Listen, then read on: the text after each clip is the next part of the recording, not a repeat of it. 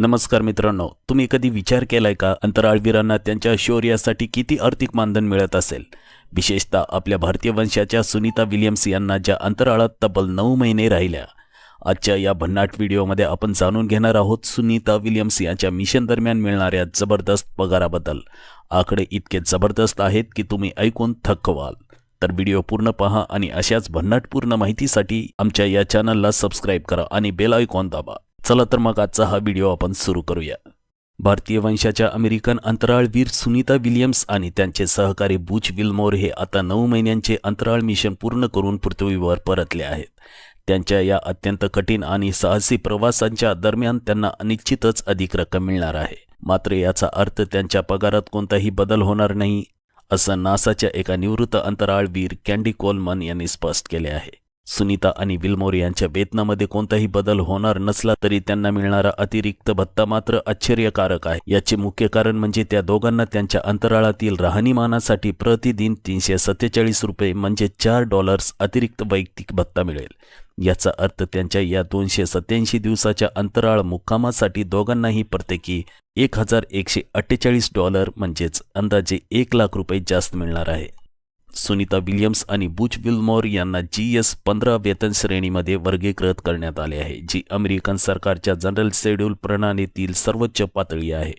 या श्रेणीतील अधिकृत पगार $1,25,133 ते $1,62,672 पर्यंत असतो. याचा अर्थ त्यांच्या 9 महिन्यांच्या अंतराळ मुक्कामादरम्यान त्यांचा एकूण पगार $81 लाख ते $1.5 कोटी दरम्यान असणार आहे. त्यांच्या अतिरिक्त भत्त्यासह त्यांची एकूण कमाई $82 लाख ते $1.6 कोटी असू शकते.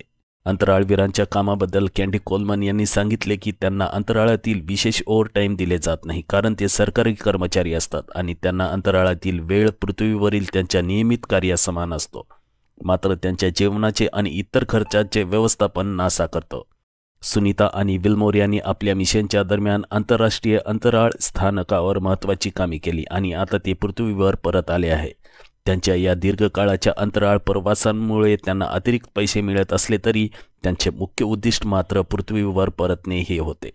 याच दरम्यान नासाच्या नवीन मिशनमध्ये इतर देशांचे अंतराळवीर देखील सामील झाले असून त्यांच्यापैकी 4 अंतराळवीर जपान, अमेरिका आणि रशियाचे प्रतिनिधित्व करत आंतरराष्ट्रीय अंतराळ स्थानकावर पोहोचले आहेत. ते विल्यम्स आणि विल्मोर यांच्या मार्गदर्शनाखाली काही दिवस राहत स्टेशनबद्दल अधिक माहिती घेतील.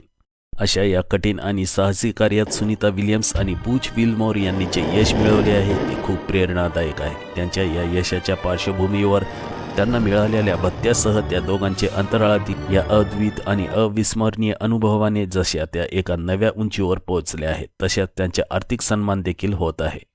तर मित्रांनो, सुनीता विल्यम्स आणि अंतराळवीरांचे धाडसी जीवन पाहून तुम्हाला काय वाटते? त्यांच्या मेहनतीबद्दल आणि जबरदस्त पगारांबद्दल तुमचे मत काय? कमेंटमध्ये आम्हाला नक्की सांगा. आणि हो, जर तुम्हाला असे आणखीन रोचक माहितीपूर्ण कंटेंट हवे असतील तर या चॅनलला सबस्क्राईब करा.